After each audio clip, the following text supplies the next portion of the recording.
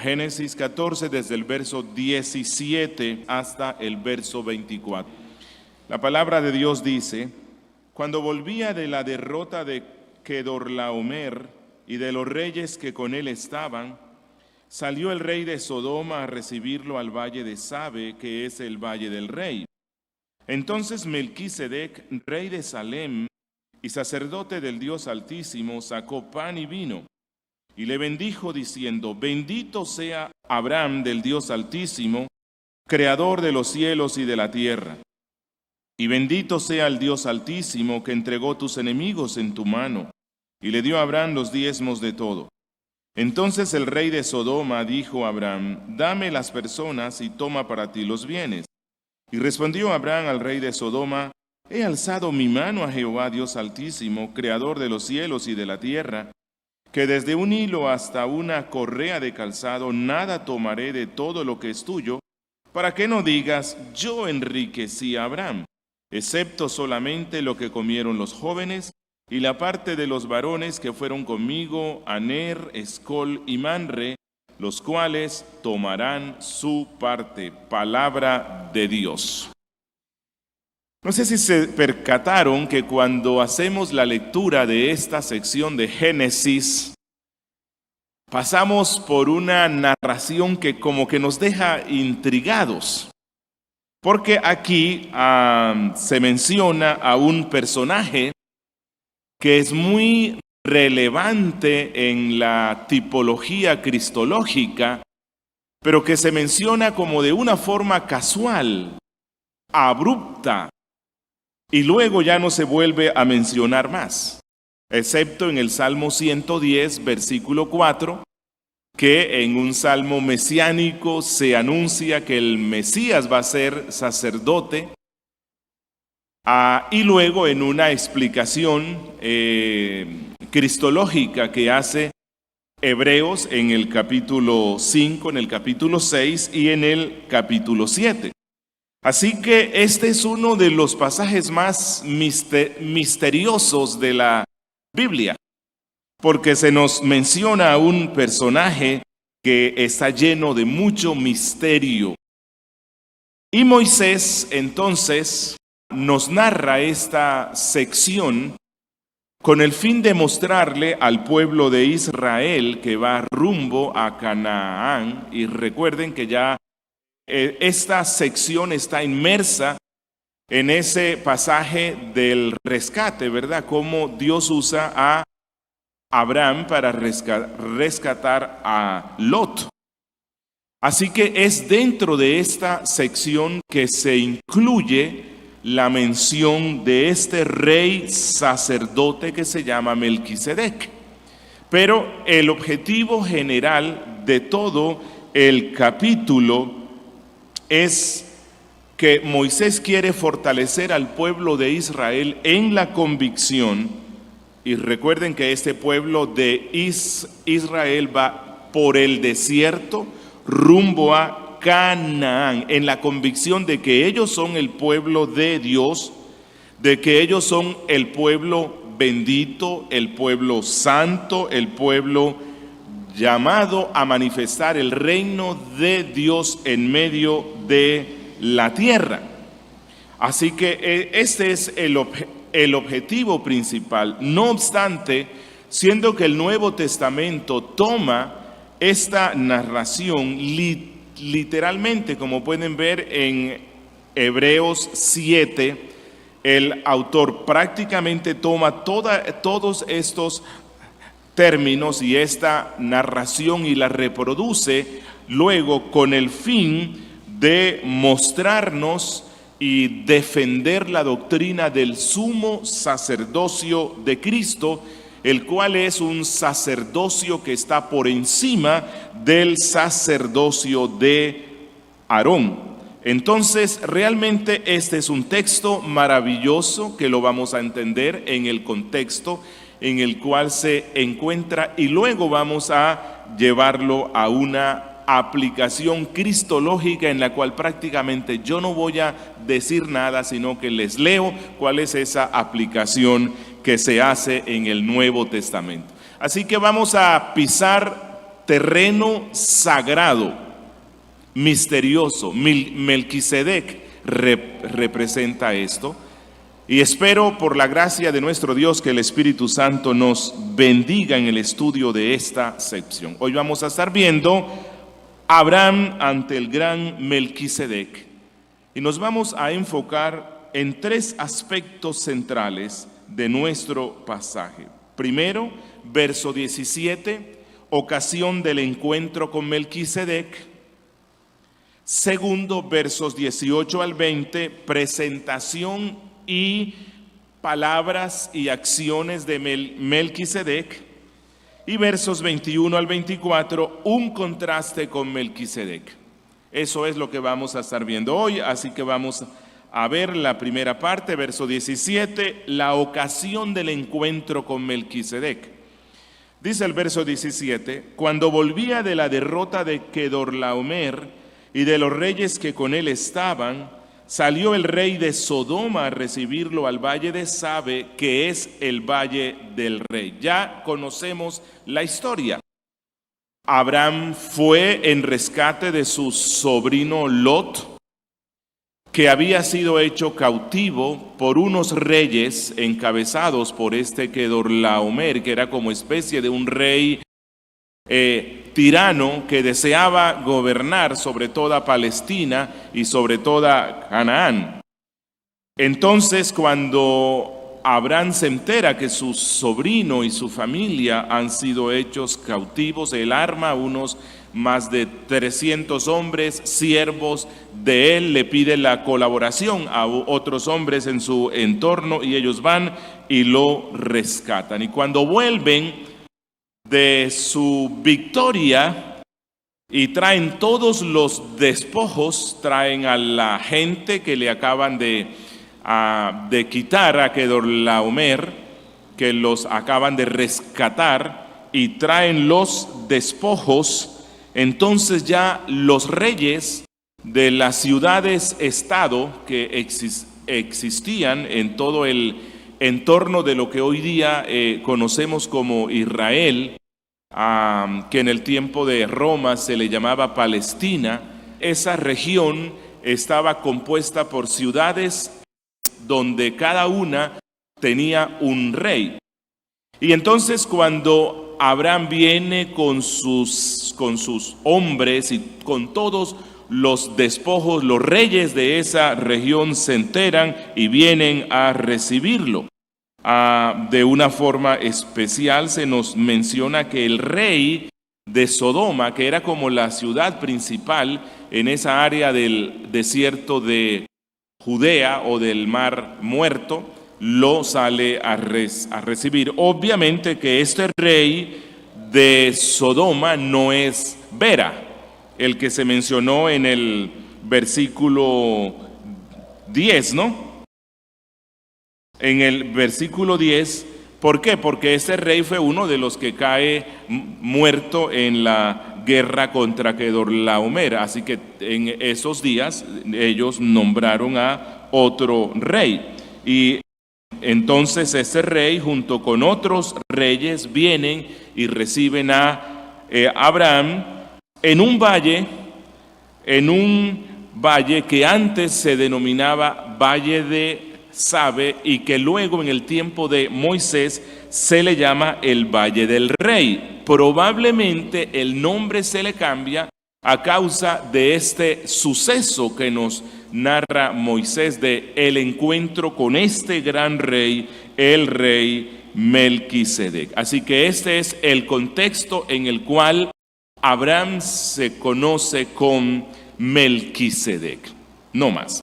Versos 18 al 20, allí Moisés nos da una presentación de las acciones y palabras del gran Melquisedec cuando él se encuentra con Abraham. Y este es el centro de esta sección. Dice el verso 18. Entonces Melquisedec, rey de Salem y sacerdote del Dios Altísimo, sacó pan y vino. La pregunta que siempre se hace uno es, bueno, ¿quién es este Melquisedec? ¿De dónde sale este Melquisedec?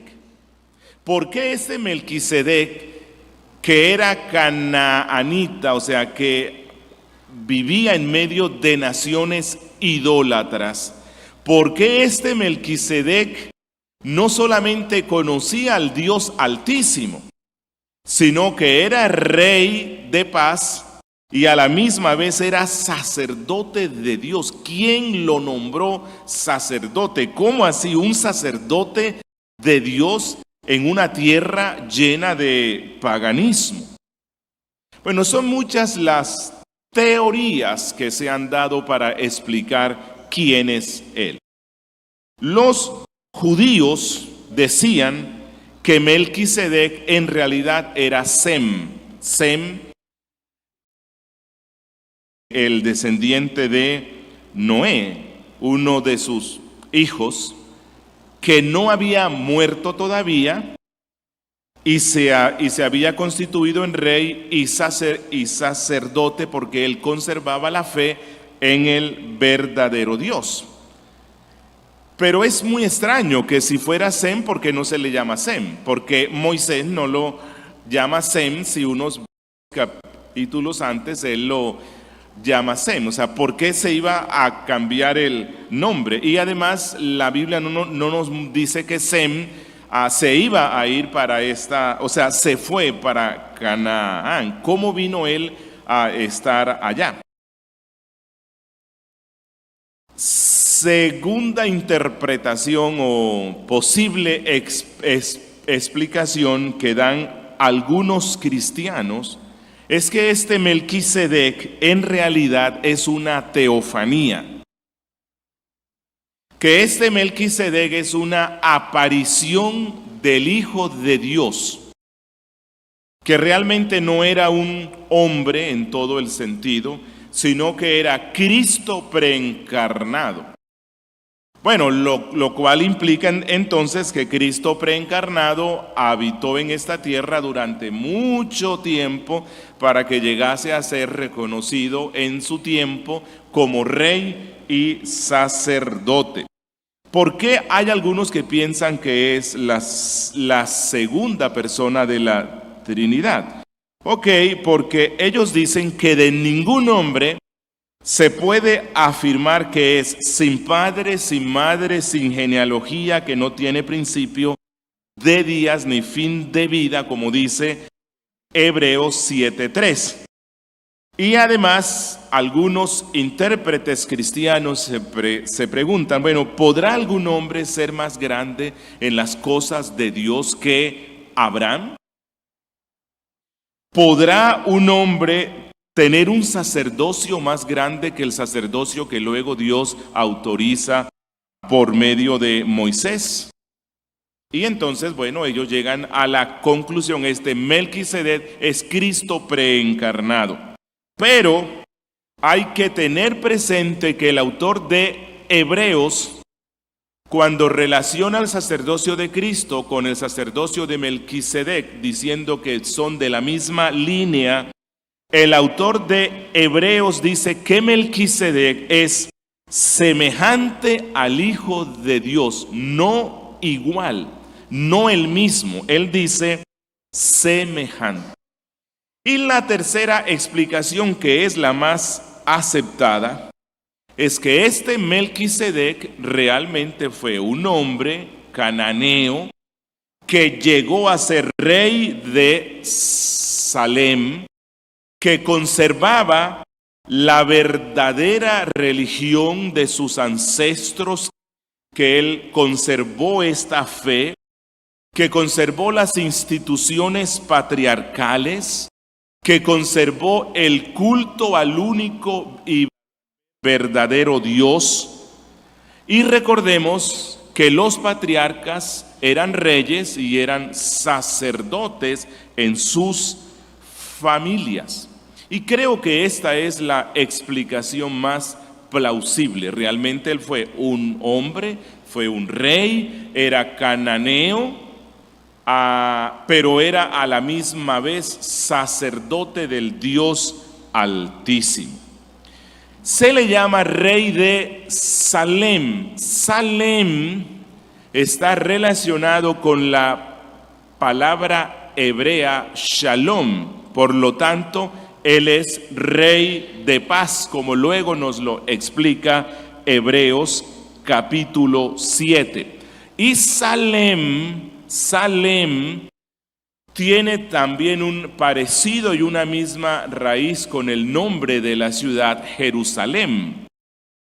Por cierto, en el Salmo 76, versículos 1 y 2, y les ruego que me acompañen allá, quiero que lo vean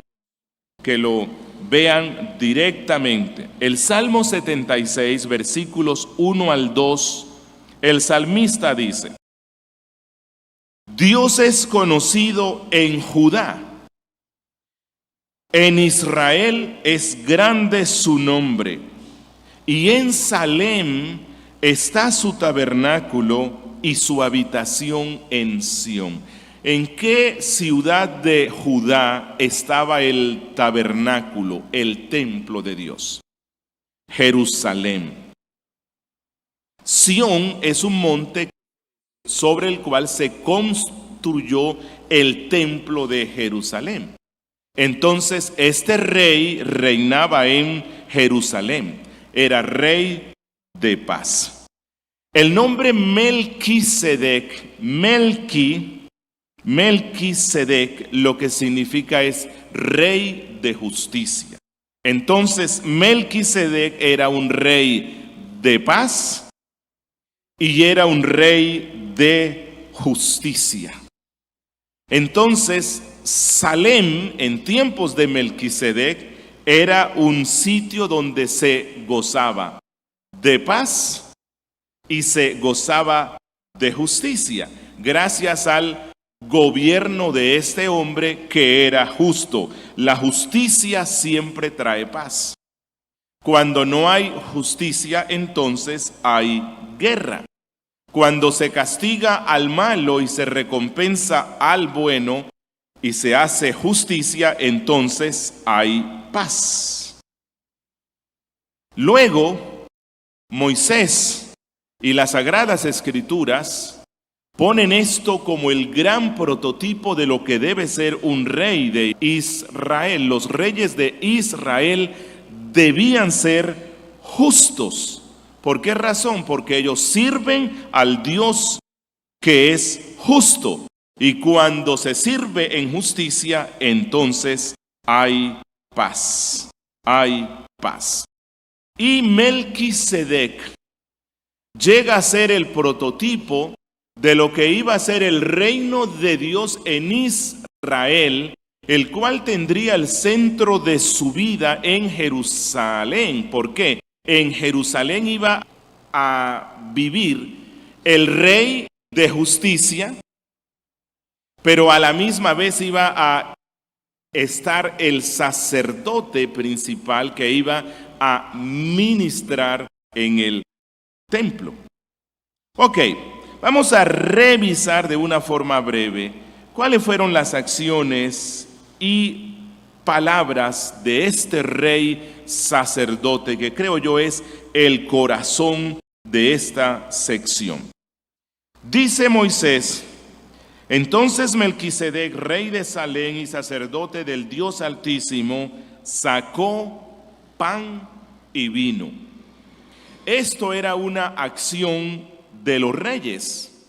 Cuando el ejército venía de la guerra y el rey no fue, entonces el rey se encargaba de recibir al ejército con pan y vino como una forma de saciar la sed, satisfacer las necesidades físicas que traían ellos y especialmente como una señal de felicitación por la victoria.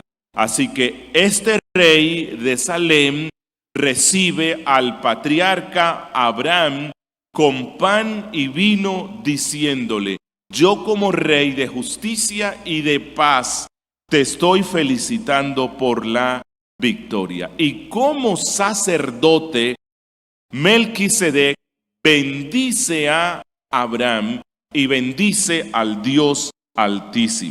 Miren lo que dice el verso 19.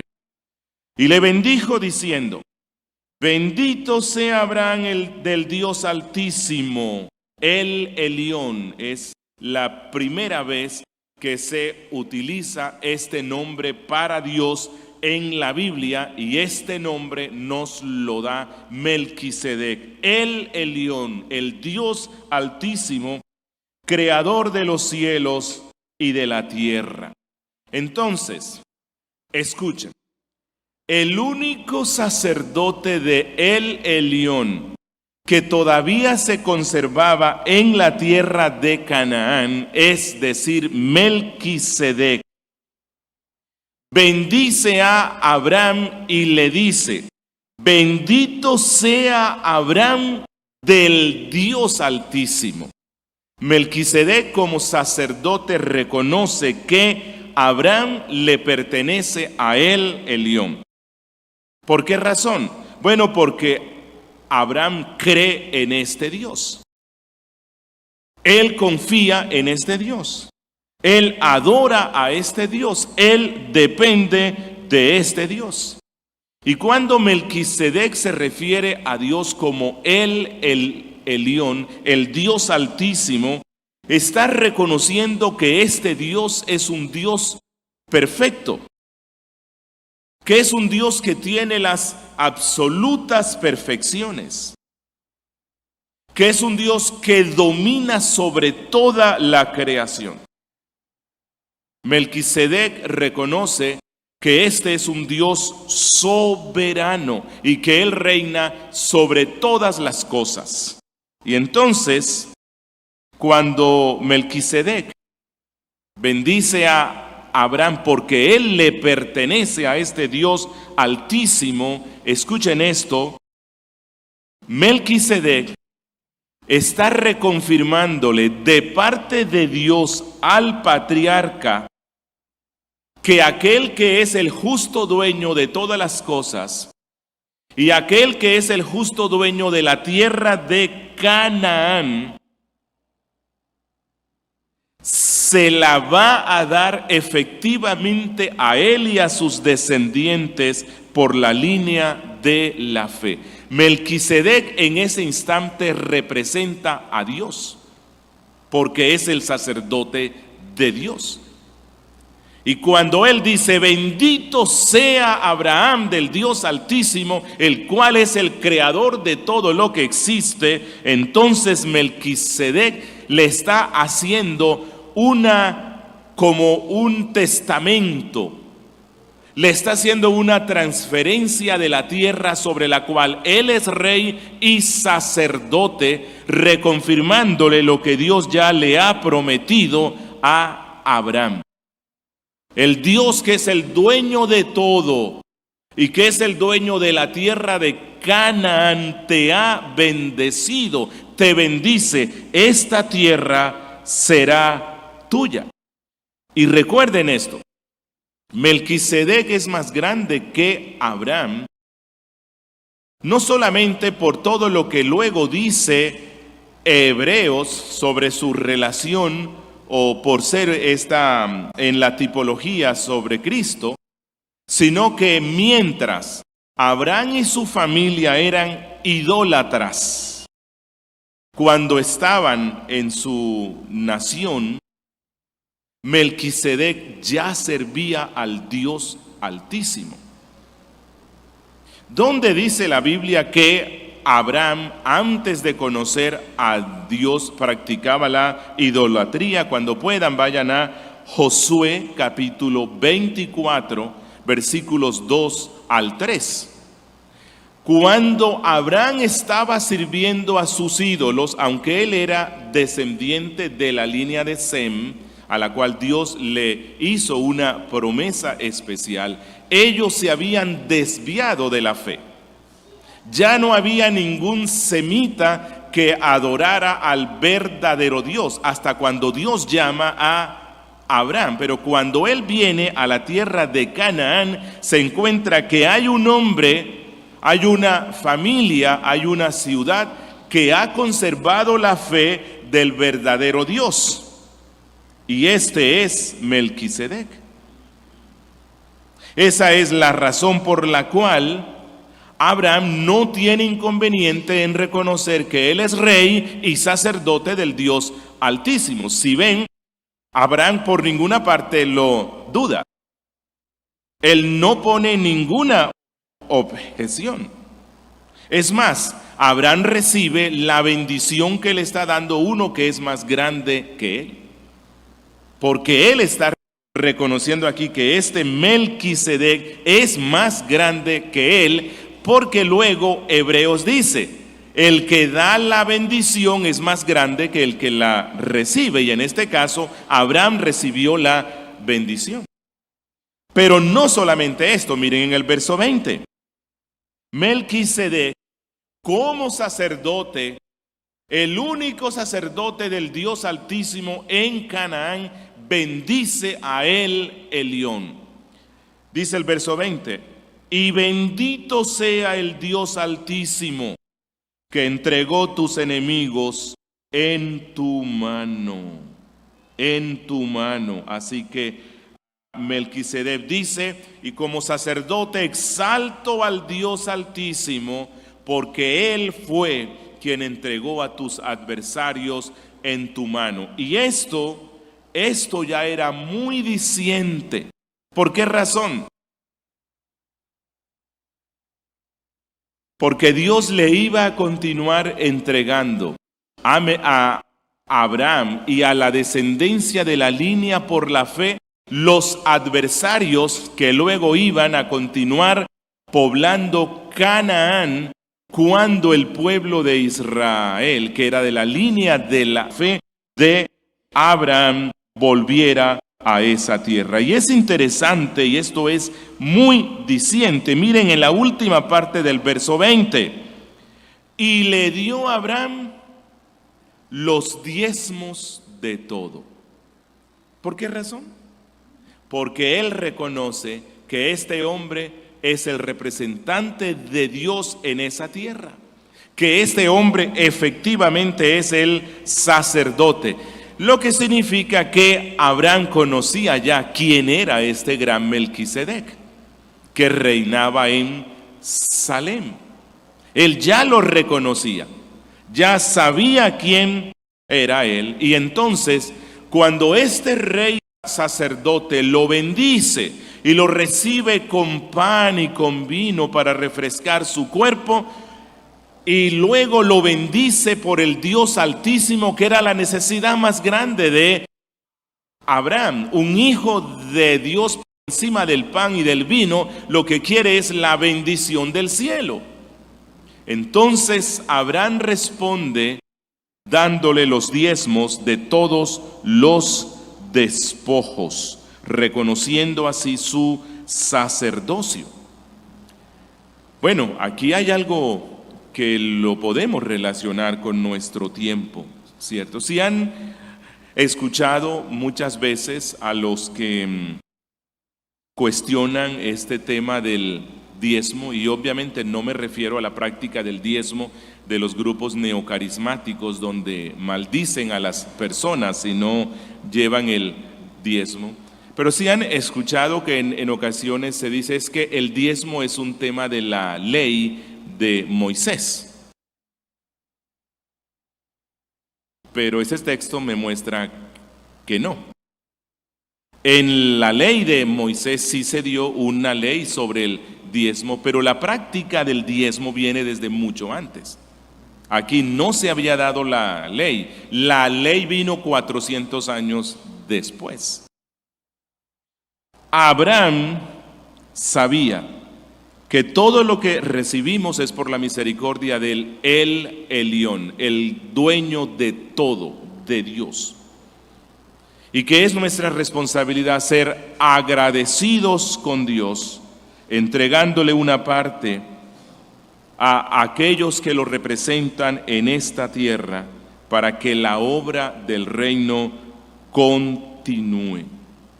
Así que la práctica del diezmo no surge con la ley. Esto es algo que viene desde antes, y el diezmo no era únicamente de la cosecha. Aquí es de los despojos, o sea, todos los bienes que recibieron ellos. Un comentarista del siglo XIX dice: casi todas las naciones de la tierra habían estado de acuerdo en dar la 10ª parte de sus posesiones para ser usada en asuntos religiosos. Y en tercera instancia, Moisés nos presenta aquí un contraste con Melquisedec. Miren los versos 21 al 24. Entonces el rey de Sodoma dijo a Abraham: dame las personas y toma para ti los bienes. Y respondió Abraham al rey de Sodoma: he alzado mi mano a Jehová Dios Altísimo, creador de los cielos y de la tierra, que desde un hilo hasta una correa de calzado, nada tomaré de todo lo que es tuyo, para que no digas: yo enriquecí a Abraham, excepto solamente en lo que comieron los jóvenes, y la parte de los varones que fueron conmigo, Aner, Escol y Manre, los cuales tomarán su parte. Aquí Moisés nos da un contraste. Bueno, la historia principal es el encuentro del rey de Sodoma, quien sale a recibir a Abraham. Y realmente en la parte de Melquisedec es como allí está en la mitad, ¿verdad? Que para nosotros es súper importante. ¿Por qué? Por todo el significado que eso tiene. Pero realmente Moisés lo que nos cuenta es qué fue lo que pasó en ese encuentro entre el rey de Sodoma y Abraham. Y entonces aquí hay un contraste, porque mientras Melquisedec estaba interesado en bendecir a Dios, en darle la gloria a Dios y bendecir al patriarca, el rey de Sodoma está interesado únicamente en lo político y material. Y esa es la razón por la cual le dice al patriarca: mira, vamos a hacer un trueque. Yo sé que por las leyes de nuestras naciones a ti te corresponde que toda la gente que liberaste se conviertan en tus siervos, porque esa era la costumbre. Así que Abraham se tenía que quedar, o se debía quedar, con la gente que conquistó y con los bienes. Pero el rey de Sodoma no quiere estar sin súbditos, así que dice: mira, vamos a hacer un trueque. Quédate tú con todos los bienes que rescataste y dame a mí la gente. Pero es interesante ver que mientras Abraham recibió todo lo que le dio Melquisedec, frente a la propuesta generosa del rey de Sodoma, él dice: he alzado mi mano, que es una forma antigua de decir he jurado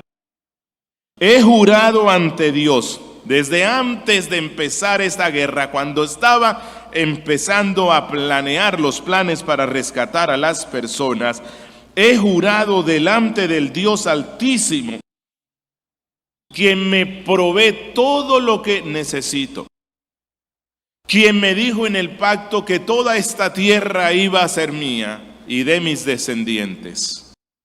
He jurado, y es interesante ver que Abraham aprendió algo nuevo de Melquisedec.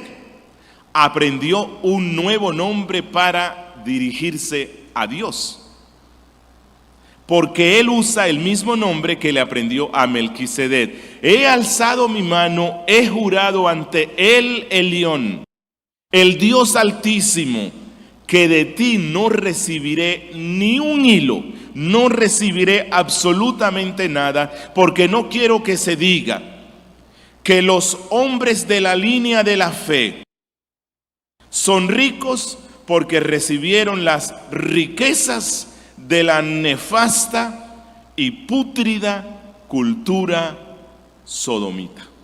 Y entonces él lo rechaza. Y esta es la historia que nos cuenta aquí Moisés. Pero recuerden que el objetivo de estos estudios es hacer conexiones con el pueblo de Israel que iba rumbo a Canaán, que es al que le escribe directamente Moisés, y conexiones con nosotros cristianos. Una de las conexiones es que Moisés deseaba darle al pueblo de Israel la plena certeza de que el Dios de los cielos, el Dios altísimo, el Elión, dueño de todo y dueño de la tierra de Canaán, se la iba a dar un día a ellos. Porque su ancestro Abraham, al recibir la bendición del rey Melquisedec y del sacerdote Melquisedec, entonces Dios estaba confirmando que esta tierra un día iba a ser de sus descendientes. Que así como Melquisedec bendijo a Dios por haberle dado la victoria sobre los enemigos canaanitas a Abraham, asimismo se la iba a dar a sus descendientes. Que ellos tenían la bendición de Melquisedec porque Abraham recibió la bendición del sacerdote de Dios que estaba en esa tierra. Y entonces este pueblo debía tener la convicción que de la misma forma ellos iban a conquistar a estos descendientes de Kedorlaomer. Algo más, Moisés quiere enseñarle a su pueblo que sea agradecido, porque ellos luego iban a conquistar toda esa tierra y ellos iban a obtener despojos. ¿Qué debían hacer? Bueno, ser agradecidos con Dios. Y entonces luego Moisés en la ley pone la ley del diezmo. Los levitas y sacerdotes se iban a ocupar exclusivamente en los asuntos espirituales. ¿Y de qué iban a vivir ellos? Entonces Moisés pone la ley del diezmo. Así que este pueblo debía ser agradecido con Dios a causa de las bendiciones que Él le daba. Algo más. Melquisedec aquí es presentado por Moisés como un puente de transición y continuidad entre el pacto noético y el pacto abrahámico. Si se dan cuenta, luego de esta historia viene el pacto de Dios con Abraham, que está en el Génesis 15. Es lo que sigue inmediatamente. El pacto con Noé ya estaba en curso y el pacto con Abraham empezaría, y que Dios le iba a dar un hijo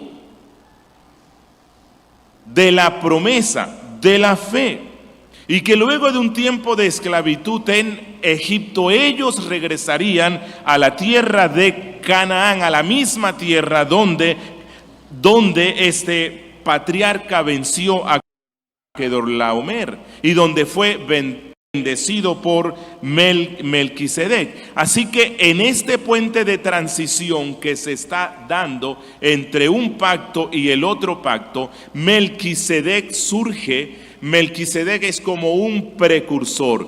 Yo soy el dueño de esta tierra por la autoridad del cielo, y a ti, Abraham, te estoy bendiciendo, te estoy dando las credenciales. Un comentarista dijo esto y se los leo textualmente. Como en el principio del Nuevo Testamento, Juan dio testimonio de Jesús, y no obstante, Jesús fue bautizado por Juan. Por lo tanto, aquí Melquisedec dio testimonio de Abraham y a pesar de ello recibió diezmos de Abraham. Si añadimos que según nuestra opinión, Melquisedec era probablemente el último representante de la fe de Sem en medio de la idolatría, siendo sacerdote del Dios Altísimo, la relación entre ellos será más clara. Era lo antiguo transferido a lo nuevo, y extendido en él. Era el mando y la promesa de Sem cedida solemnemente a Abraham del manos del último representante de la fe de Sem en aquella tierra, quien así dejaba su autoridad en nombre del Dios Altísimo, poseedor del cielo y de la tierra, quien entregó los enemigos de Abraham en sus manos. Entonces, esta es la conexión que quiere hacer Moisés. Ustedes son los descendientes de ese a quien bendijo Melquisedec. Conquisten esa tierra que ya les fue dada 400 años antes. Pero la conexión más importante que hace la Biblia es la tipológica, la que tiene que ver con Cristo.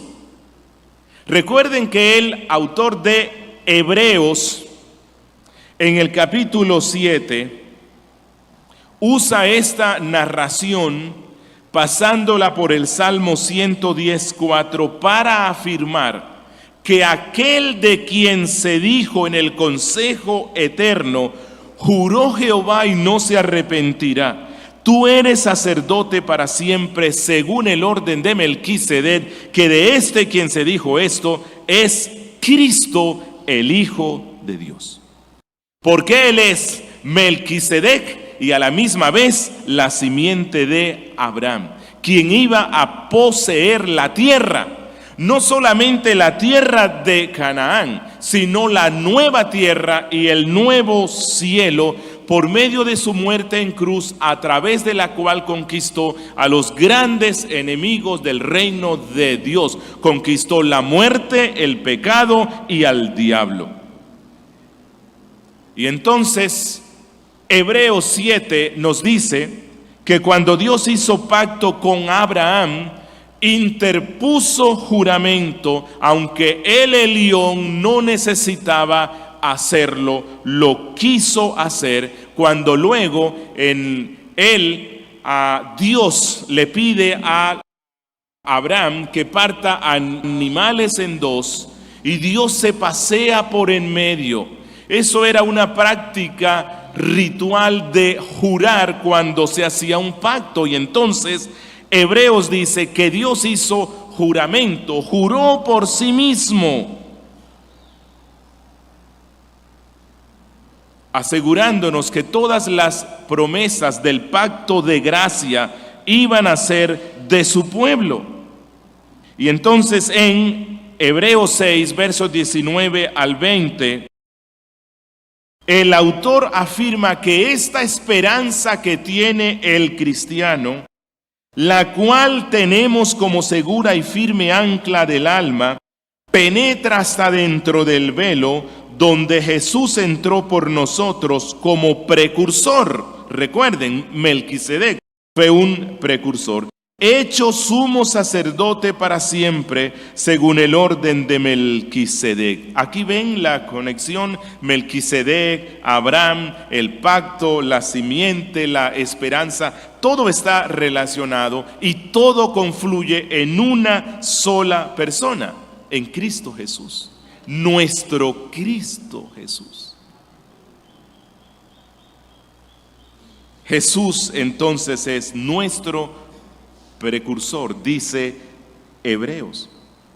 Él tomó posesión como rey y sacerdote del lugar santísimo celestial, porque él fue constituido por Dios rey de justicia. Melquisedec, lo que significa es esto, y sacerdote de paz, rey de Salem, rey de Shalom.